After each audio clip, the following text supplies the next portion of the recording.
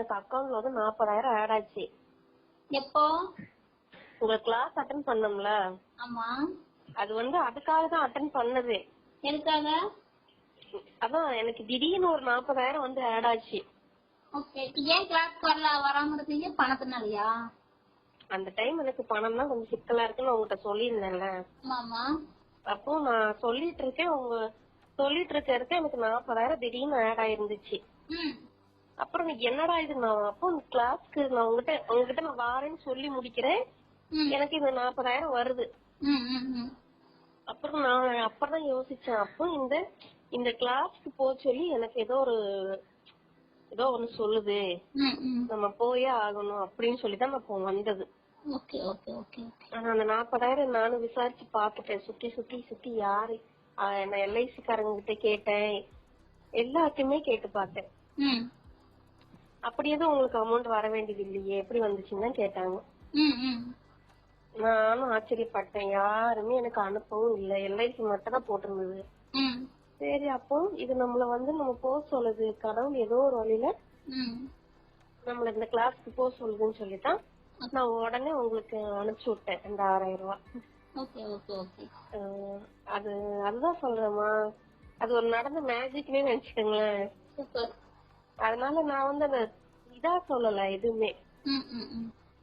அது போனது, அது ஒரு எனக்கு வந்து நடந்த ஒரு இதாத்தான் இருந்துச்சு. சரி, ஓகே. அந்த நம்பிக்கையோட அப்படியே நீ அடுத்தடுத்து தொடர்ந்து டிராவல் பண்ண ஆரம்பிங்க. நீங்க சொல்ற இப்ப இவ்வளவு நேரம் குழம்பு சொன்னீங்க இல்லையா, உங்களை விட்டு எங்க காணாம எல்லாம் போகும்.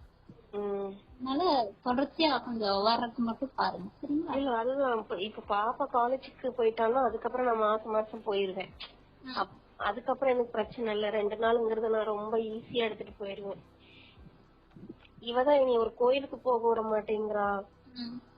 ஒருத்தர் இல்ல, இப்ப என்னைய வந்து என் மனசுக்கு ஏத்த மாதிரி யாராவது என்னை கூட்டு போறாங்கன்னு வச்சுங்களேன், எங்கேயாவது அவங்க நினைக்கிறாங்க இந்த அக்கா வெளியே போறாங்கன்னா ஏதோ ஒரு சந்தோஷமா இருக்கட்டும் அப்படின்னு என்னை கூட்டு போறாங்க. ஆனா கூட்டு போனா இவ என்ன சொல்றா, அங்க போக கூடாது,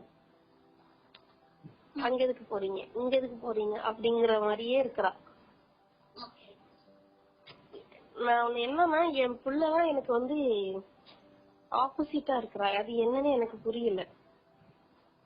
சரி, அவளையே எப்படியாவது தவறு சரியா. அது நான் போனதே அவளுக்கு தெரியாது, நான் நாமக்கல் போனது தெரியாம தான் நான் வந்தேன், அவங்ககிட்ட சொல்லல. நீங்க தொடர்ச்சியா வாங்க, எல்லா பிரச்சனையும் தெரியாது. இல்ல, அது சொல்ல உங்ககிட்ட ரீசன் சொல்றேன். தீர்க்க முடியாத பிரச்சனை எதுவும் இல்ல. நீங்க எந்த அளவுக்கு சிறதையா உள்ள இறங்கி அடுத்த ஸ்டெப்புக்கு வரீங்களோ அப்பதான் ஒவ்வொன்னா உங்களால ரெக்கவர் ஆகி முடியும். சரி. ஓகே. என்ன புண்ணியம் செய்தேனோ